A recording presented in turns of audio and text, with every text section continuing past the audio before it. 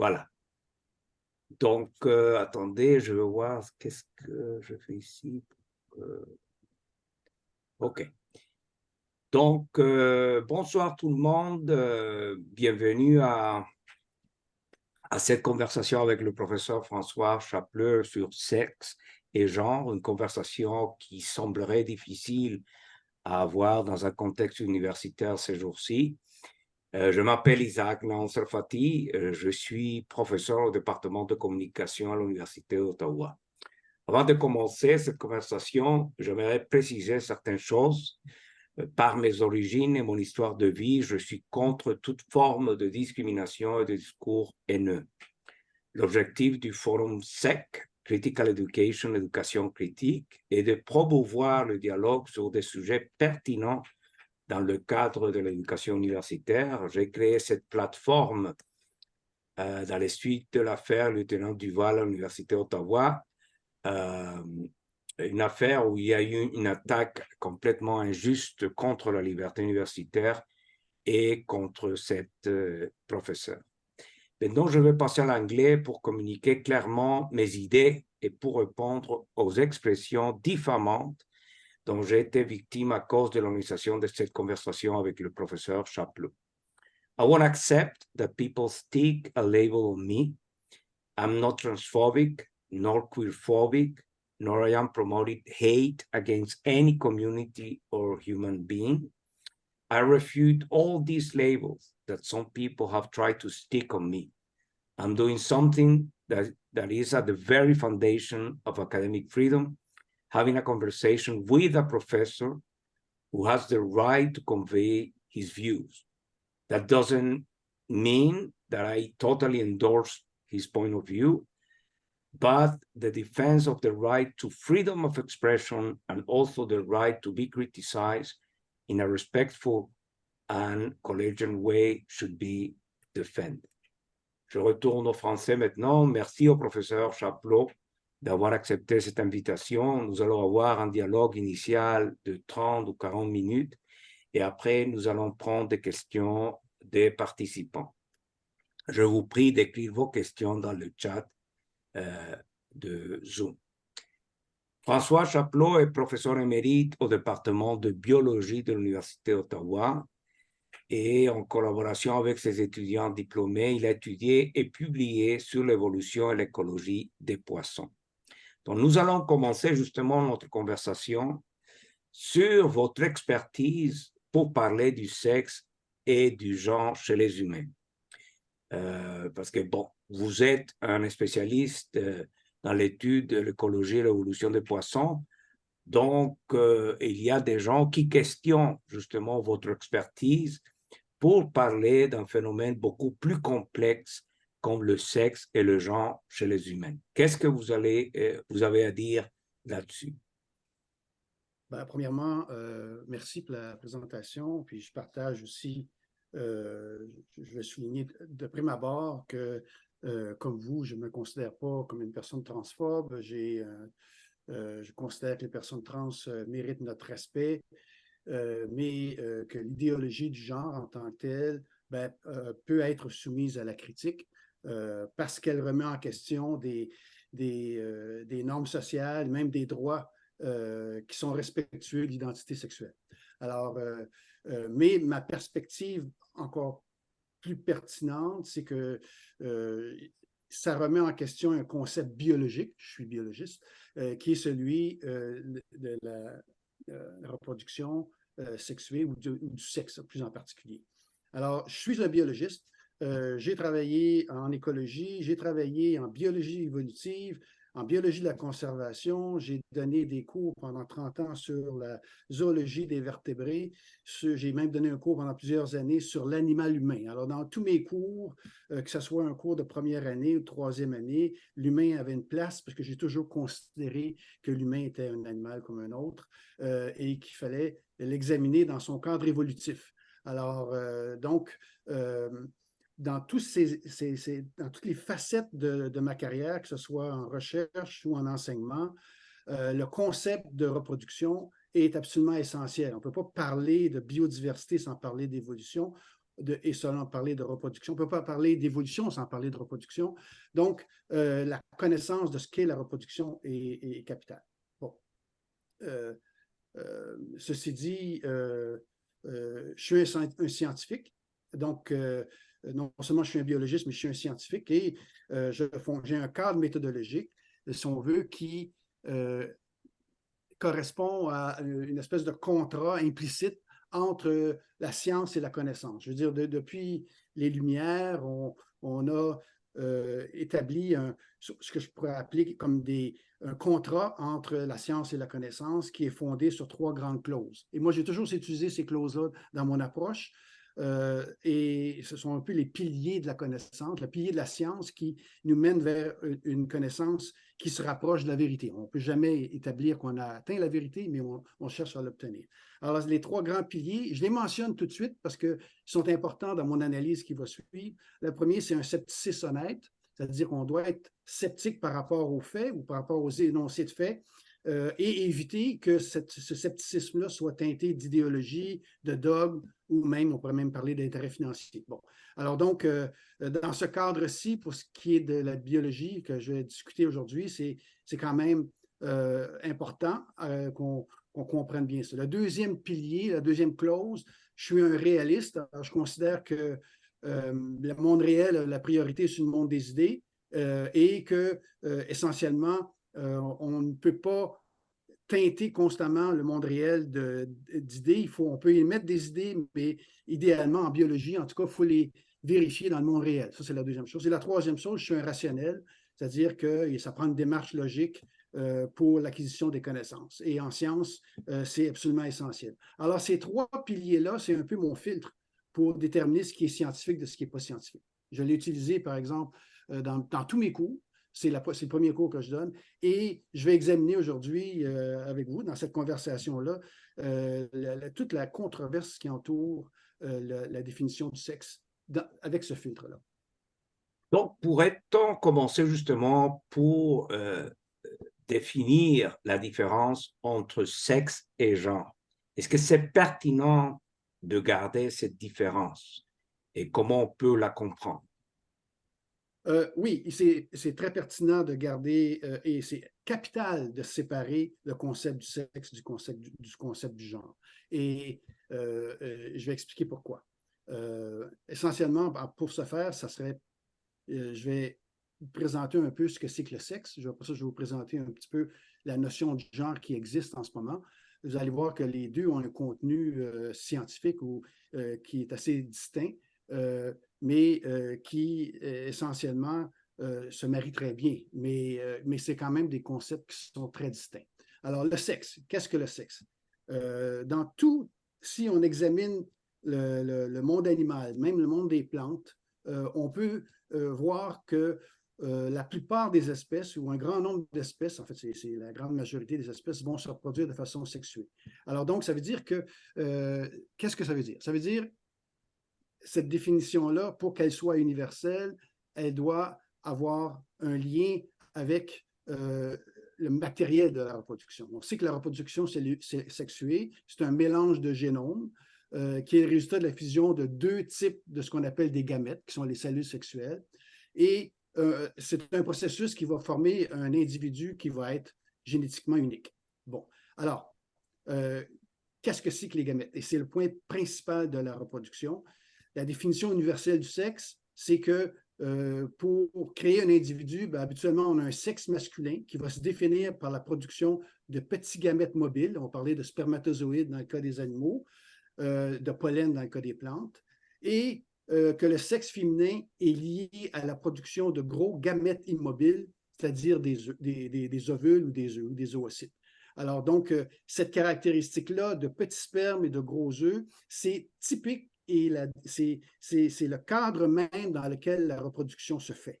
Alors donc, cette binarité-là, c'est-à-dire mâle-femelle lié aux gamètes, cette binarité-là, elle est réelle, c'est-à-dire qu'on peut l'observer chez toutes les espèces vivantes qui ont une reproduction sexuée. Elle est binaire, elle est toujours binaire, c'est-à-dire qu'il n'existe pas un troisième type de gamète. Alors donc, on n'en a pas trouvé. Et si par hasard on parvenait à en trouver un troisième type, bien, ça remettrait la binarité en question. Mais de toutes les études en biologie qui ont été faites, il y en a eu des centaines, sinon des milliers, sur le sexe, bien, on n'a jamais abouti à trouver un troisième gamète ou, si vous voulez, un troisième sexe. Il n'y en a pas. Alors donc, c'est toujours binaire. Et chez l'humain, la troisième caractéristique importante, et je la mentionne parce que c'est propre à l'humain, le sexe est définitif. C'est-à-dire que on ne peut pas changer de sexe. C'est impossible. Alors donc, c'est la définition universelle du sexe, c'est-à-dire une définition binaire. Le sexe est une entité réelle. Et quand je dis réel, c'est dans le sens que c'est observé directement en nature. On peut voir les gamètes, on voit les œufs, et on peut tester cette hypothèse-là avec toutes les espèces sexuées et on va toujours voir le même phénomène, à savoir qu'il y a deux sexes. Alors donc, c'est une réalité donc objective de haut niveau, c'est-à-dire le scepticisme est difficile quand on a une réalité objective. Alors ça, c'est important de le mentionner. Alors au cours je dirais, des 30 dernières années, on a eu toute une série de publications scientifiques dans des revues souvent qui avaient une excellente réputation qui avaient comme objectif premier de réinterpréter cette binarité-là. Bon, en science, réinterpréter un concept, c'est connu, c'est accepté, c'est le processus par lequel nos connaissances avancent, mais encore faut-il que le scepticisme ne soit pas teinté d'une idéologie. C'est ce que j'ai mentionné au départ. Et ce qui s'est produit essentiellement depuis 25 ans, il y a eu une série d'études qui ont été faites avec l'objectif avoué de détruire la binarité. Et c'est vraiment un objectif qui était évident, même si on remonte à, je ne sais pas moi, aux premières études, par exemple les 5 sexes de Dan Fausto Sterling. Essentiellement, elle définissait 5 sexes. On va discuter un peu pourquoi 5 sexes plus tard, mais essentiellement, et par la suite, on est tombé avec 6 sexes. Il y a eu des publications où on a dit que le sexe était un spectre. On a dit que le sexe était bimodal, que le sexe est un spectre. Quand je dis un spectre, je veux dire un continuum. On a parlé de sexe qui se présente à plusieurs niveaux, c'est-à-dire qu'on aurait un sexe gamétique, un sexe chromosomal, un sexe hormonal, un sexe morphologique, un sexe comportemental.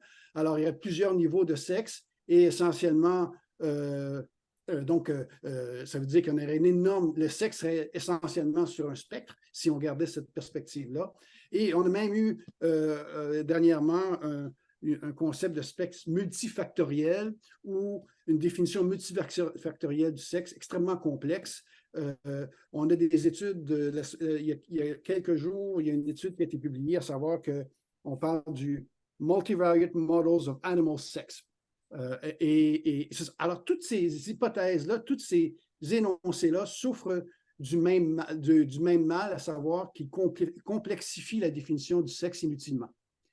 Et de ce fait, on perd énormément d'universalité à la définition et on perd cet élément extrêmement important que d'avoir un sexe mâle et un sexe femelle. Bien, il y a énormément de paramètres qui vont être associés avec le développement de chacun des sexes qui expliquent la variabilité qu'on voit à l'intérieur des femmes maintenant et à l'intérieur des hommes. Alors donc, on peut se poser la question pourquoi on s'est attaqué au sexe de cette façon-là. En fait, c'est fascinant parce qu'on aurait pu accepter un concept autre, sauf que on a assisté à une espèce de course, pas à l'armement, mais une course à l'argument pour trouver la meilleure façon de détruire le sexe binaire.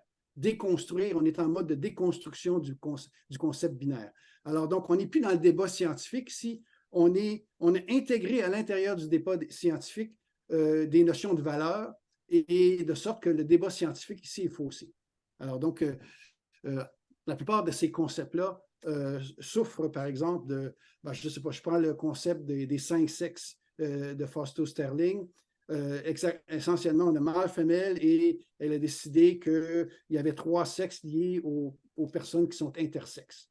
Alors, les personnes qui sont intersexes, c'est des personnes qui ont des caractéristiques sexuelles qui ne correspondent pas aux définitions des types de corps normaux, on Juste pourrait une dire, petite parce que clarification, une petite question. On appelait ça, je me souviens, des hermaphrodites. Est-ce que c'est justement le terme qu'il faut utiliser ou intersexe? le terme hermaphrodite veut dire essentiellement qu'on aurait les deux sexes sur un même corps. Okay? Oui, C'est un phénomène qui est extrêmement rare et chez les humains, habituellement, je pense qu'il y a un cas où un individu avec une personne avec les deux sexes sur le même corps produit des gamètes. Et il a produit seulement qu'un type de gamète, et c'est un gamète mâle ou un gamète femelle, je ne me souviens pas lequel des deux, là, mais ce n'était pas un troisième sexe. Okay? Alors, essentiellement, l'hermaphrodite, ça se trouve être un système sexuel, c'est-à-dire c'est une autre façon pour les deux sexes de se manifester.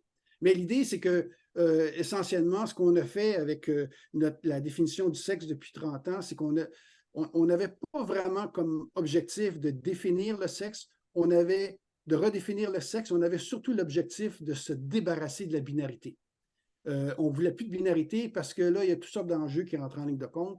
Par exemple, on disait que la binarité, c'était un concept social, une construction sociale liée avec le système patriarcal. Puis quand on pense de système patriarcal, on pense à des concepts d'oppresseurs, d'opprimés. On a aussi, comme dans le cas des 5 sexes, on a ajouté des sexes au centre, c'est-à-dire qu'on a un sexe mâle, un sexe femelle, puis au milieu, on a ajouté toute une panoplie de sexes. Pourquoi? Ben, par souci d'inclusion. C'est très important. On a voulu, par exemple, pour Foster Sterling, inclure les intersexes dans la définition. Donc, on les met dans la définition de sexe, ça leur donne plus de visibilité. Mais encore ici, ce sont des concepts de valeur ici. Il n'y a pas vraiment, dans tout ce qui est mentionné ici, soit que dans le cas des intersexes, il n'y a pas une personne intersexe qui si elle est fertile, si on examine sa morphologie, on ne peut pas la classer soit mâle, soit femelle. Okay? En fait, si on examine le sexe à la naissance, on s'aperçoit qu'il y a 0,02% des assignations de sexe qui sont difficiles à faire. Okay? Alors donc, c'est pour ça qu'on parle d'assignation de sexe. Mais pour tous les autres, ils sont soit mâles, soit femelles. Et à la naissance, on constate le sexe. On n'a pas besoin de l'assigner. On pourra revenir à ce concept-là plus tard. Mais juste pour revenir un petit peu aux tentatives de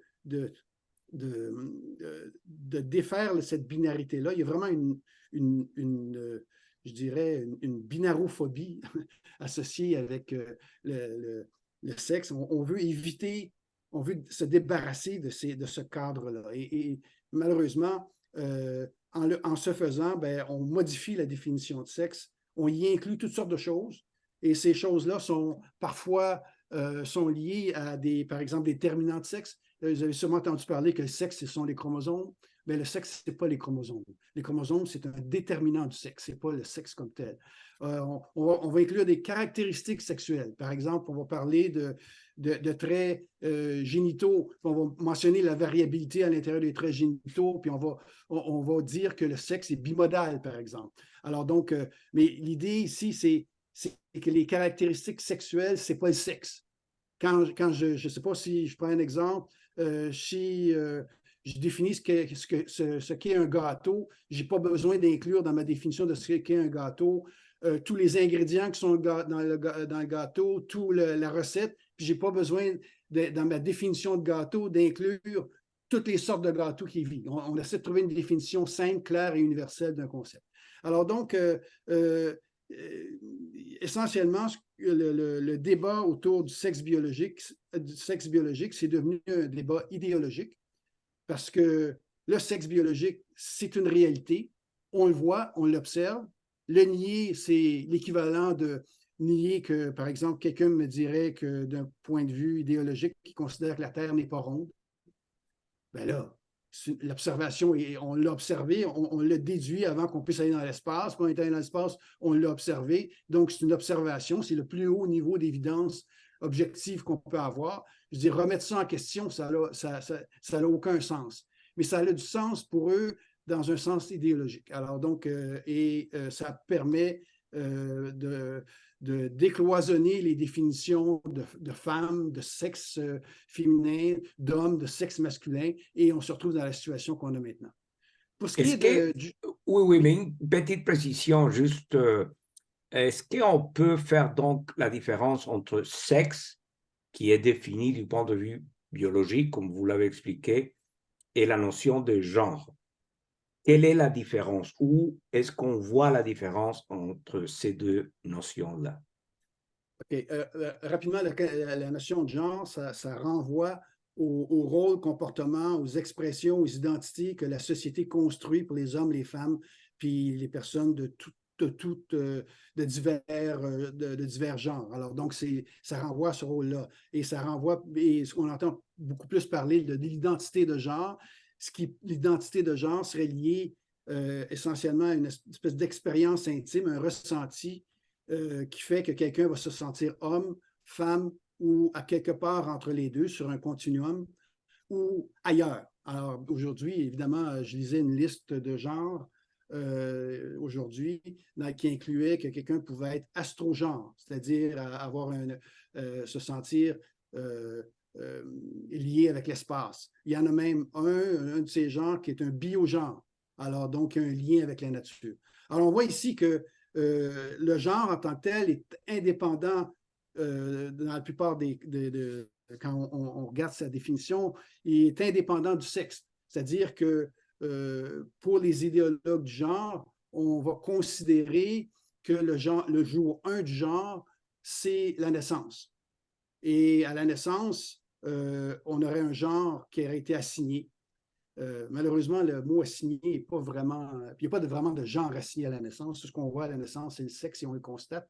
Le mot assigné, c'est un terme médical qui est utilisé pour les individus intersexes pour lesquels on ne peut pas prédire les organes, la structure des organes génitaux par les chromosomes. Alors, c'est 0,02% de la population. Alors là, à ce moment-là, on va dire, on va assigner un sexe et il est possible qu'il change celui-là pour ce groupe-là. Mais il ne faut pas oublier, les intersexes, c'est une anomalie. Hein. Alors, donc, ce n'est pas un nouveau sexe. Là. Il faut que ce soit quand même assez clair.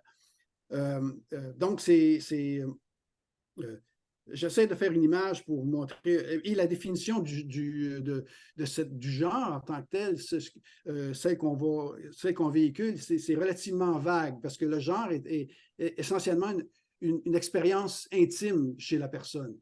Et souvent, c'est un vécu qui est au niveau de son objet, qui est subjectif. Alors donc, d'un point de vue de la science, c'est un vécu qui est non empiriquement vérifiable. Alors donc, c'est difficile à vérifier. La réalité du genre se transmet surtout par l'existence de personnes transgenres, c'est-à-dire celles qui sont mal à l'aise avec leur sexe à la naissance, puis qui vont modifier leur apparence pour l'aligner avec leur définition du genre. Okay? Le problème principal du genre et du sexe dans la vision de l'idéologie du genre, c'est justement cette idée que à la naissance, c'est là que le genre se forme et qu'il va se former au gré de l'expérience de vie. Okay? Alors donc, c'est donc que le sexe n'a aucun rapport. C'est-à-dire le corps, le sexe est vu comme étant le corps et le genre comme étant l'esprit. OK? Alors donc, une personne peut définir son identité. C'est une opération qu'elle doit faire elle-même. C'est le point. Alors, on peut visualiser ça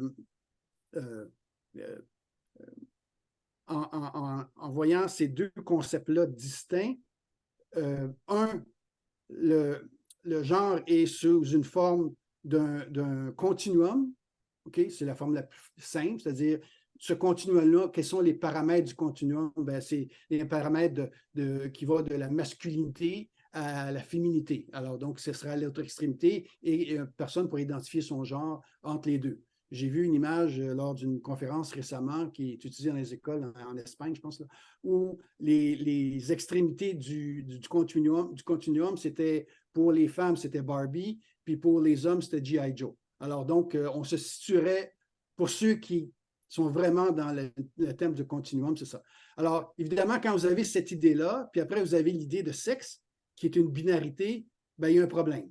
Alors, les idéologues du genre ont énormément, ont comme mission de détruire la binarité du sexe pour justement le rendre compatible avec le genre, puis en fait l'amalgamer jusqu'à un certain point. Parce que alors que le sexe est concret, le genre, c'est difficilement concret comme concept. Alors donc, il y a cette réalité-là. Je ne sais pas si mon explication... Mais l'on pourrait dire que le ressenti aussi est réel. C'est-à-dire que même si on ne peut pas le constater de façon matérielle, comme dans le cas du sexe, qu'on peut constater soit par les organes sexuels ou par des analyses, même du point de vue hormonel, etc., on pourrait dire, OK, oui, on constate qu'il s'agit d'une femme et d'un homme. Le genre est une réalité, dans le sens que c'est un ressenti que ces personnes considèrent vrai. Oui, d'accord. Ben, c'est sûr que la personne transgenre, c'est réel. J'ai pas de, si elle a un mal-être ou si elle a un ressenti qui n'est pas aligné avec son sexe à la naissance, il faut essayer de l'analyser, essayer de le comprendre.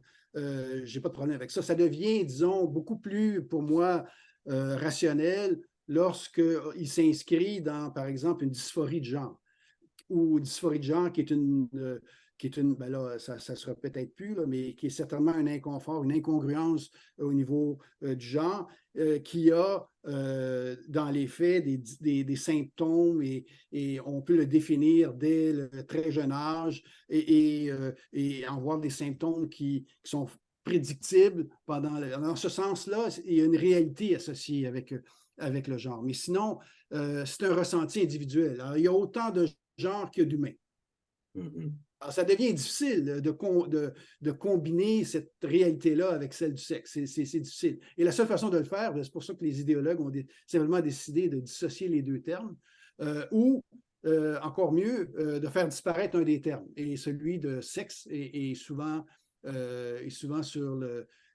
disparaît souvent dans le langage. Alors, quand on pense aux conséquences légales, bien évidemment, on a aujourd'hui au Québec, par exemple, une définition de sexe qui est changeable, alors que le sexe biologique n'est pas changeable. On peut pas, on naît avec un sexe mâle ou femelle et on meurt avec un sexe mâle ou femelle, peu importe ce qu'on fait à son corps.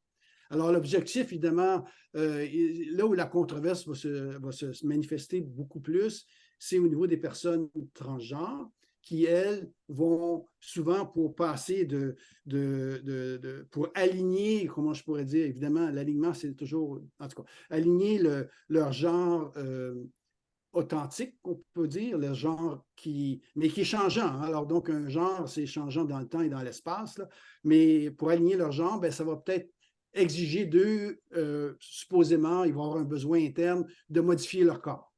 OK, en conséquence. Alors, on va parler de transgenres. Mais ce n'est pas tous les transgenres qui vont passer par une transition. OK, on s'entend là-dessus.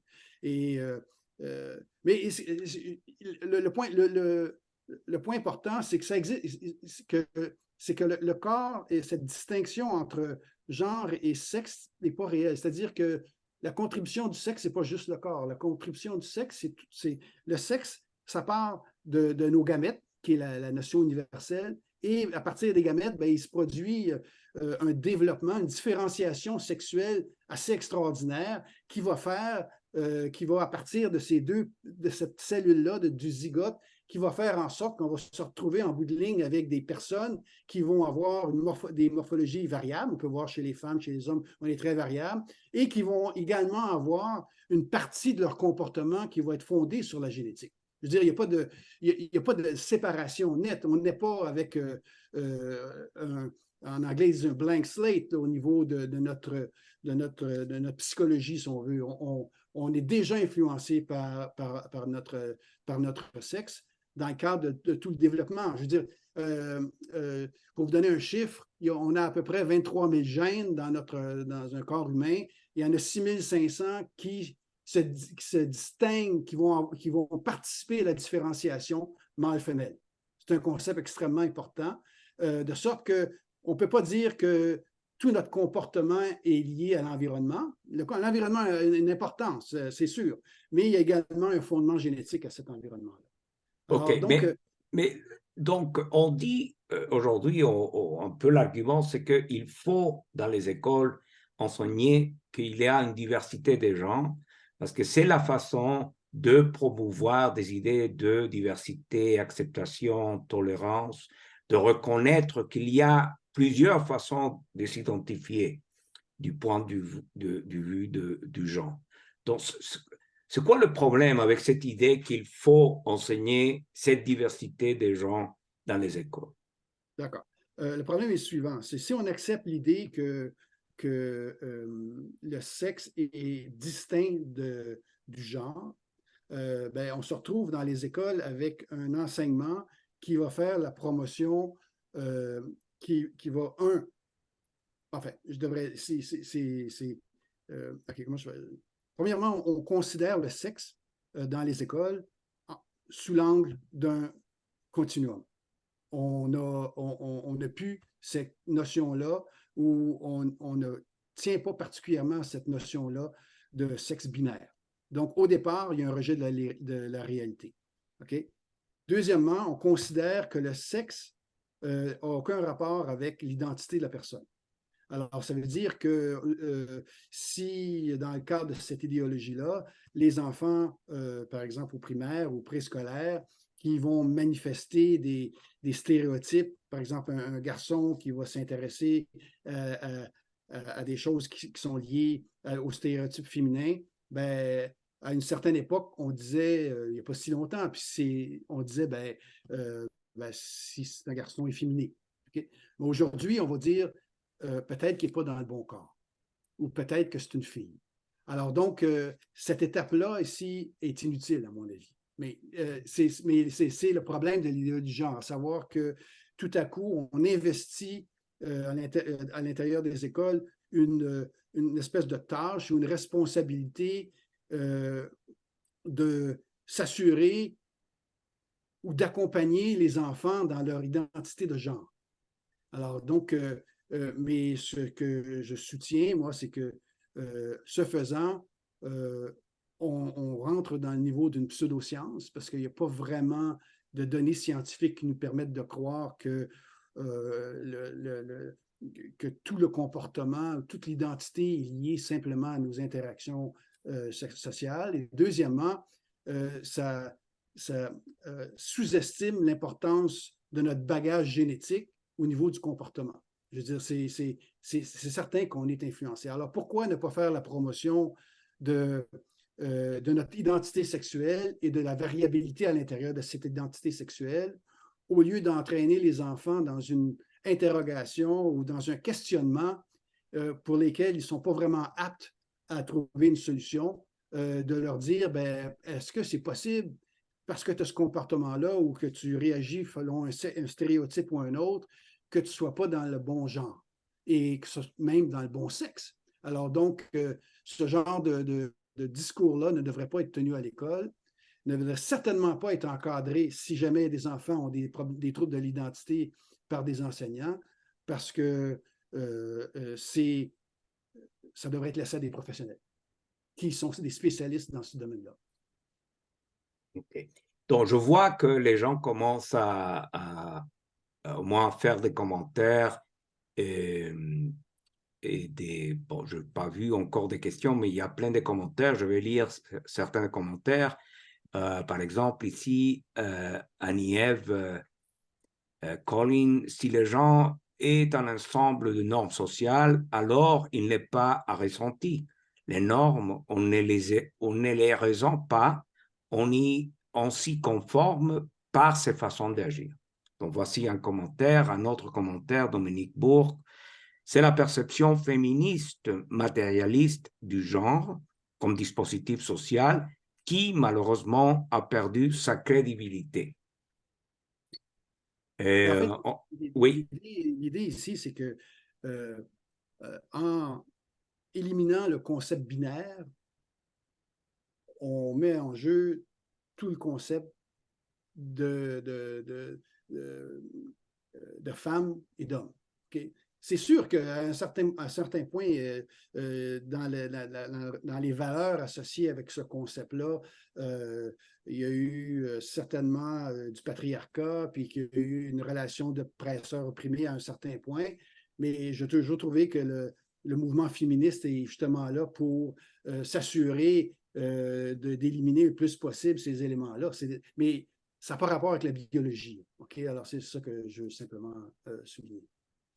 OK, je vois que Dominique Bourque avait fait un commentaire, question avant. Je n'ai aucune idée de ce que veut dire ressentir un genre. Ne faudra-t-il pas un comparant pour le considérer comme un paramètre scientifique? Est-ce qu'il y a un moyen scientifique de définir le genre? Ben, je pense que j'ai le goût de dire non. En ce Donc, moment, du point de vue, parce qu'il y a aussi la controverse entre sciences dures, c'est-à-dire la biologie, et les sciences sociales et humaines. Est-ce que, bon, bien sûr, ce n'est pas votre ben là, domaine, OK. les sciences humaines ou sociales, est-ce que, du point de vue des sciences humaines ou sociales, est-ce qu'il y aura un moyen d'approcher ça de façon rationnelle et plus ou moins objective? Ben, moi, la rationalité que je vois dans le concept du genre, c'est lié à la définition euh, de paramètres liés, par exemple, à des maladies liées aux troubles de l'identité. Je veux dire, ça veut dire que les psychiatres sont capables de définir des symptômes bien particuliers qui sont liés à des troubles particuliers d'identité. Alors là, je vois, à ce moment-là, on émet des hypothèses pour dire qu'une maladie, un mal-être quelconque au niveau de l'identité a été étudié. On a défini dans des symptômes, on a défini une thérapie. Alors, à ce moment-là, ça devient assez rationnel dans le sens. Mais est-ce que ça prendrait une définition qui est beaucoup plus structurée du mot genre? J'ai pas de. Je veux dire, essentiellement, avec la définition qui existe maintenant, là, j'ai eu une publication qui avait 100 genres. J'ai trouvé une publication qui identifiait 100 genres, mais essentiellement, on pourrait en avoir, c'est à l'infini. Alors, le genre, c'est même pas un continuum. Là. On est rendu dans une galaxie. Là. On n'est même plus dans un continuum parce que on est sorti du cadre même de masculinité-féminité. Mais si on reste dans ce cadre-là, ça reste un vécu qui est non empiriquement vérifiable, à moins qu'il s'inscrive dans une maladie quelconque. Ben, moi, c'est ma Mais perspective. pourquoi parlez-vous de maladie ou Une maladie, je ne devrais pas dire un malaise, un mal-être. mal-être, une condition? J'aime mieux le terme mal-être, qui a besoin d'être examiné, là, je veux dire, c'est sûr, là, puis qui a besoin d'être étudié. Et c'est une des choses dans les écoles, je ne comprends pas comment ça se fait que c'est controversé dans certaines écoles où on serait prêt même à ne pas informer les parents du fait qu'un enfant a commencé une transition par, je ne sais pas, une transition sociale, par un changement dans ses pronoms. Alors, évidemment, ça, c'est une autre histoire. Alors, et on n'informerait pas les parents parce qu'on veut préserver l'autonomie de l'enfant. C'est irresponsable de faire ça. Mais quand même, il y a la réalité du genre dans le sens qu'il y a des gens qui ont ce ressenti, qui ont cette malaise et qu'ils essaient de trouver une solution. Oui, Donc, et là, on parle de la oui. transition soit légale, sociale ou même physique. Oui. Donc, comment on peut approcher cette question de la transition d'après votre perspective plutôt biologique du sexe? Ben là, on sort un petit peu du cadre de la science biologique, la définition binaire du sexe. On rentre plus dans le monde médical. Alors, donc, et j'aimerais beaucoup ça, moi, que des médecins répondent à ces questions-là. Mais en ce moment, il y a un silence assez inquiétant par rapport à ça. J'aimerais beaucoup qu'il y ait des études et des dossiers et qu'il y ait des médecins. Mais en ce moment, ce qui se produit, c'est qu'on est dans un mode d'accompagnement de ces enfants-là. On va parler des enfants, disons, peut-être parce que c'est peut-être un peu plus pertinent, un mode d'accompagnement des enfants vers une transition. Et c'est une approche qui est poussée de façon qui est considérée comme le standard, je pourrais dire, par les idéologues du genre, mais aussi par beaucoup de communautés, à savoir qu'on veut surtout accompagner les jeunes. Depuis quelques années, ben, on a commencé à se poser des questions si on devait accompagner les jeunes ou plutôt, est-ce que cet accompagnement ne fait pas abstraction du fait qu'il pourrait y avoir d'autres problématiques associées avec une transition que simplement de vouloir changer de genre. Alors donc, on parle de comorbidité à ce moment-là. Alors donc, et est-ce qu'on peut définir ces comorbidités-là? Alors, je pense qu'il faut, j'aimerais peut-être quand on parle de transition, je pourrais parler de deux types de transition. Il y a la transition où on détermine à un très bas âge qu'un enfant est un trouble d'identité qui peut s'inscrire dans le cadre d'une dysphorie de genre diagnostiquée très jeune. Mais en ce moment, la problématique qui est mise de l'avant, c'est le fait que beaucoup d'adolescents se trouvent un mal-être et il y a eu une hausse extrêmement importante de cas dans les hôpitaux. En fait, on parle c'est exponentiel là, depuis peut-être 4 ou 5 ans. On considère que c'est le résultat d'une contagion sociale, à savoir que c'est une solution à un mal-être. En réalité, ce mal-être-là, on le définit mal, mais il peut entraîner les jeunes vers une voie qui n'est pas particulièrement, qui semble un petit peu anormale, c'est-à-dire vers une voie qui est vers la transition. Alors, il faut examiner les causes de ceci. Pourquoi? Et on s'est aperçu que cette contagion sociale, c'était surtout chez les jeunes femmes des adolescentes qui sont en train de passer à travers leur puberté et qui ressentiraient un mal-être et qui, de par leur environnement, seraient tentées d'espérer une solution de ce mal-être-là par une transition. Alors, donc, c'est ce qui se produit actuellement. Alors, on est dans un processus où on se fie énormément à l'autodiagnostic de l'enfant pour déterminer les étapes à suivre. Bon, cette vision-là de l'affirmation du genre est remise en question, a été remise en question dans plusieurs pays. Pas au Canada encore, mais on peut espérer que ça va l'être, surtout des pays européens, parce qu'on s'est aperçu que tout le processus de transition est peut-être plus dommageable et peut-être pas aussi nécessaire qu'il faut pour trouver une solution au mal-être. Okay? Alors, et les objections vont parce que le processus de transition implique souvent une transition sociale, c'est-à-dire un changement de comportement, d'habillement, des pronoms, suivi possiblement de l'administration de bloqueurs de puberté, suivi après d'un traitement aux hormones de l'autre sexe. Alors, on se dirige, et par la suite, plus tard, ben, on pourrait penser à des chirurgies, par exemple, pour faire en sorte que notre corps ressemble le plus possible à cette vision du genre qu'on a. Alors, donc, peu importe ce qu'elle est. Alors, mais cette vision-là d'accompagnement, aujourd'hui, ben, on y revient. Il y a beaucoup de drapeaux rouges qui se sont levés parce que c'est fondé sur des études qui étaient de piètre qualité. Et maintenant, il y a un holà sur l'administration de bloqueurs de puberté chez les jeunes dans plusieurs pays, pas ici, pas au Canada, pas aux États-Unis, mais enfin, il y a plusieurs raisons pour ça. Alors donc, parce qu'on s'est aperçu que, premièrement, je disais récemment que la puberté, c'est pas une maladie. Hein? Alors donc, le passage dans la puberté pour les filles et pour les garçons, c'est une période difficile avec laquelle on peut avoir un questionnement. Donc, c'est certainement qu'il ne faut pas considérer ça comme étant quelque chose qui pourrait mener à une transition. Mais en même temps, il y a plein d'autres. La recherche a indiqué qu'il y avait plein de personnes qui, alors qu'on les a mis dans un parcours de transition, souffraient étaient dans le spectre de l'autisme, par exemple, ou souffraient de troubles alimentaires, ou avaient subi un trauma dans leur jeunesse. Alors, dans ces cas-là, il est clair que la transition ne réglera rien. Alors, donc, il faut ce qu'il faut dire, ce qu'il faut comprendre, c'est que lorsqu'on parle d'une transition, c'est une intervention active dès le départ. C'est-à-dire que la minute qu'on tombe dans une transition sociale, on n'est pas dans un mode d'observation, d'accompagnement. C'est pas un acte au hasard. Ça demande une supervision par des gens qualifiés. C'est pas dans les écoles qu'on va trouver ça.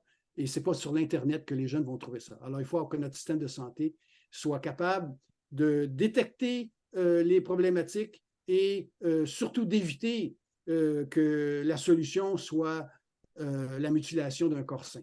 Alors, donc, en médecine, ça devrait être vraiment le dernier des... Ne pas nuire à la base de l'éthique médicale. Nuire au développement de quelqu'un. Non, ne pas nuire, non nocere.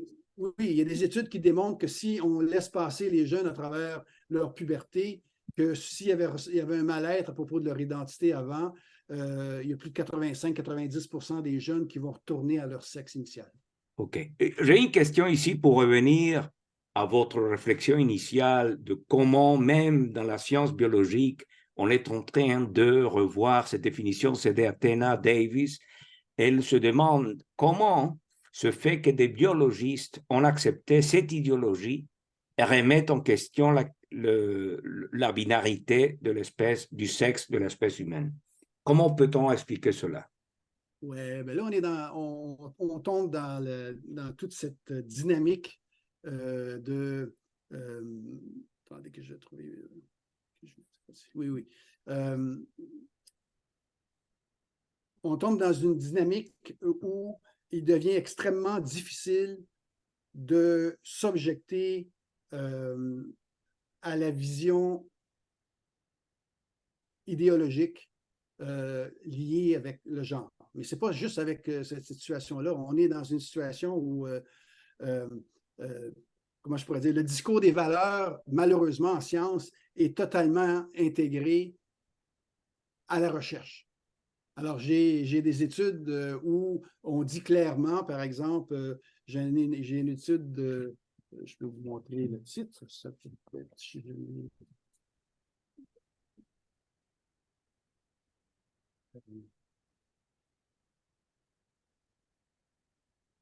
oui, ici. Oui. Alors, je vous montre une étude, le titre d'une étude qui est sortie. J'ai eu le document la semaine dernière. Alors, le titre, c'est « Déconstruction du sexe. Stratégie pour défaire la binarité, la pensée binaire du sexe en neuroendocrinologie et en comportement. » Essentiellement, la prémisse de l'étude, l'idée derrière l'étude, c'est, je vous lis la phrase, je vais la traduire de gross sex categories damages scientific knowledge and leads to harm of marginalized communities. Et il dit, it's well established that sex is a social construct. On est dans un article, dans une revue qui s'appelle Hormone and Behaviors, qui parle d'hormones, donc, et on sait l'importance des hormones au niveau du sexe, mais tout l'article dit qu'on doit éliminer le sexe comme variable pour expliquer la variabilité dans l'action des hormones. Alors, ça n'a aucun bon sens, ça n'a aucune allure, ça n'a aucune encre dans la réalité, ce genre de phénomène-là. On n'élimine pas une variable dans une analyse scientifique, on en examine l'importance, et si elle n'est pas importante, après, on peut l'éliminer. Alors, qu'est-ce qui se passe? Bien, le domaine des sciences a été un petit peu corrompu par toute cette idéologie qui favorise, qui dicte que le discours peut être utilisé comme des outils pour façonner la réalité. On n'est plus dans les avancées des Lumières avec la méthode scientifique, la quête de la vérité. Non. Si on pense que c'est bon dans la société, il faut voir comment on peut l'intégrer dans nos recherches. Et le problème avec ces études-là, et les autres études sur le sexe, que je n'ai pas mentionné, mais il y en a au moins 15 peut-être pas 15, une dizaine qui s'attaquent à la binarité du sexe. Il n'y a jamais eu de réponse dans les journaux parce que ces réponses-là ne sont pas publiées.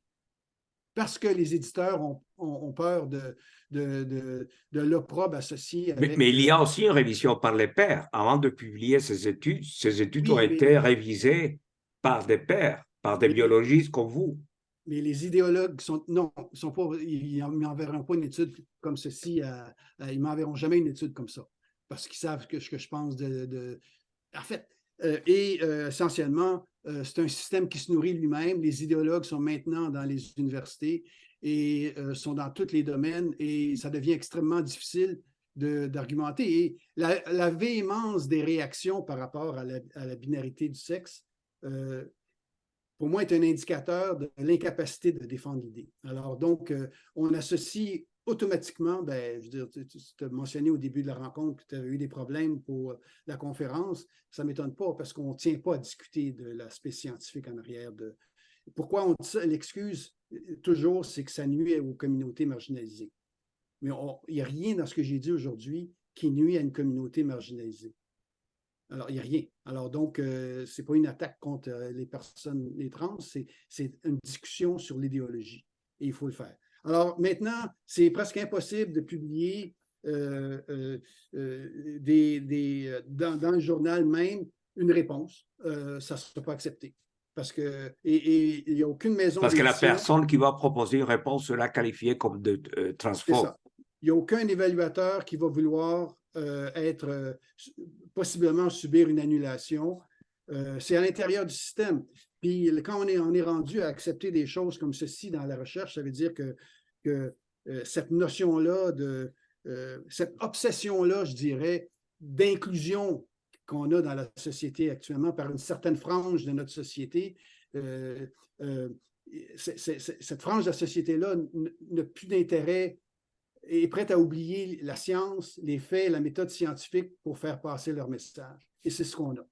Alors, donc, c'est pour ça qu'on essaie de définir le sexe. Ce qui est intéressant, oui, mais on va revenir un peu dans la biologie. Juste une clarification de la part d'Anne-Marie Collin.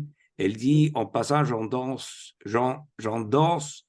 ce que dit le conférencier et je n'essaie pas de le remettre en question, mais quand même, et elle pose une question ici que je trouve intéressante, c'est-à-dire que si le genre est un ressenti, donc il y a une base biologique et c'est un phénomène dans les cerveaux.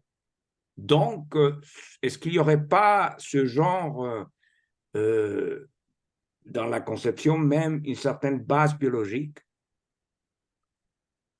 Oui. Oui.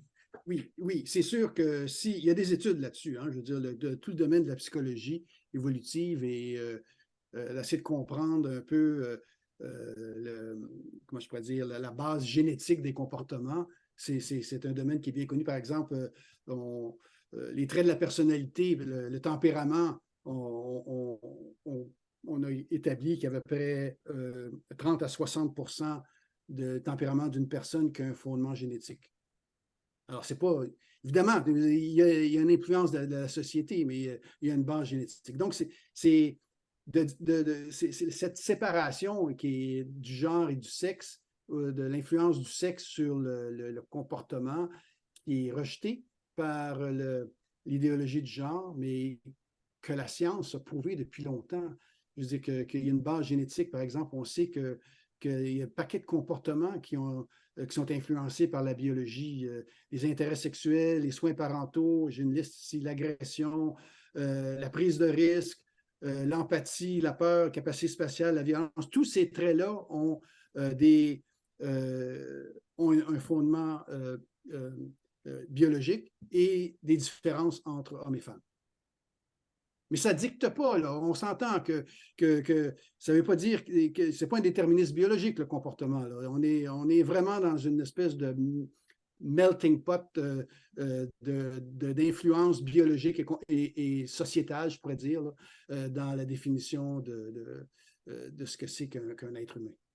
Est-ce qu'on peut penser que le financement de la recherche scientifique, surtout dans les sciences biologiques, est-ce que les critères pour assigner le financement ou les critères pour faire de la recherche vont changer justement sous l'égide de cette idéologie du genre?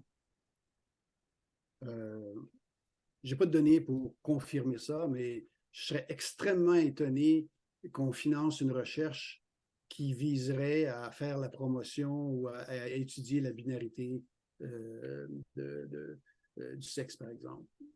Alors, mais je peux facilement voir, puis d'ailleurs, on le voit, les efforts comme ceux-ci, là, où clairement des jugements de valeur sont insérés dans les protocoles de recherche, que ces recherches-là sont financées. Là.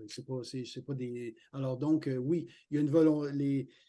Au Canada en particulier, je veux dire, on est les champions de ce genre d'acceptation d'idéologie sans se fier au sexe, là, sans se fier à la science, je devrais dire. Alors donc, c'est un phénomène, selon moi, qui existe. Mais je ne peux pas le dire pour le sexe. Je n'ai pas tenté l'expérience. J'ai personne qui m'a mentionné. Je pense que personne ne veut vraiment étudier ça en ce moment. Là. Mais attention, je veux dire, il n'y a personne qui va étudier la binarité du sexe parce qu'il n'y a aucun intérêt à le faire. Je veux dire, est-ce que quelqu'un va obtenir du financement pour examiner ou vérifier que la Terre est ronde? Je veux dire, c'est une réalité observable. Je veux dire, on peut le nier, c'est un déni de réalité. Alors donc, il faut... Oui, mais il y a eu des cas récents, comme dans le cas de l'Association anthropologique américaine et canadienne, qui organise une conférence ensemble, Oui. dans lequel un panel qui voulait discuter de la pertinence du sexe dans les études anthropologiques a été annulé. Après avoir été accepté, mais les organisateurs de la conférence ont dit il faut annuler ce panel parce que ça pourrait nuire à certaines personnes, ça pourrait communiquer certains messages qui sont négatifs, transphobes, etc. Donc, on voit que cela a déjà un impact, pas seulement dans le monde des sciences biologiques, mais même dans le monde de l'anthropologie, où Oui, puis, on écarte la variable sexe. pas juste là, en psychologie, c'est la même chose, en endocrinologie, c'est la même chose. Alors, et c'est un faux fuyant pour éviter le débat. Mm-hmm. Mais malheureusement, c'est considéré comme étant une excuse valable, mais je veux dire, en toute honnêteté, c'est un faux fuyant pour éviter le débat. J'ai eu la chance d'écouter le symposium qui avait été banni, si on veut, de la conférence anthropologique, et c'est clair que la binarité du sexe était en évidence, et ça déplaît beaucoup aux idéologues du genre. Okay. On a encore 2 minutes avant de finir. J'ai ici un commentaire de Dominique Bourg que beaucoup de jeunes femmes détransitionnent. Elles disent qu'elles n'allaient pas bien, dépression, solitude, insécurité, et ont été influencées par des groupes sur les réseaux sociaux. Donc, il y aurait ce phénomène un peu dans ce commentaire, cette idée d'une contagion sociale. Et puis, c'est la question de l'avenir un peu, c'était aussi Athena Davis qui nous disait, bon, quel est l'avenir un peu de la science dans le milieu universitaire si finalement ces notions de base fondamentales de la science, dans le cas de la biologie, sont remises en question et finalement, on déconstruit des concepts à partir de considérations plus idéologiques et scientifiques. Ben, en ce moment, l'avenir n'est pas très rose en sciences. Et c'est certain que moi, je suis très inquiet parce que c'est la crédibilité de la science c'est la crédibilité des universités pour aider à résoudre des problèmes, pas juste le problème du sexe, mais tous les problèmes. On se fie beaucoup à une approche qui est objective, où on essaie d'atteindre, de comprendre, pour trouver la vérité, mais on nous impose une vérité. Alors, et on dit que vous ne pouvez pas faire de la science si vous n'acceptez pas cette vérité-là. C'est très grave. C'est pas évident. Pour ce qui est de la question des transitions, puis du fait qu'en ce moment, il y a une explosion, comme j'ai mentionné, littéralement de cas, de personnes qui sont qui veulent faire des transitions ou qui en font. Moi, je pense qu'on va avoir un frein à ces phénomènes-là. Ça va être lié à des poursuites qui vont faire en sorte que tout à coup, on va se mettre à réfléchir avant d'agir. Et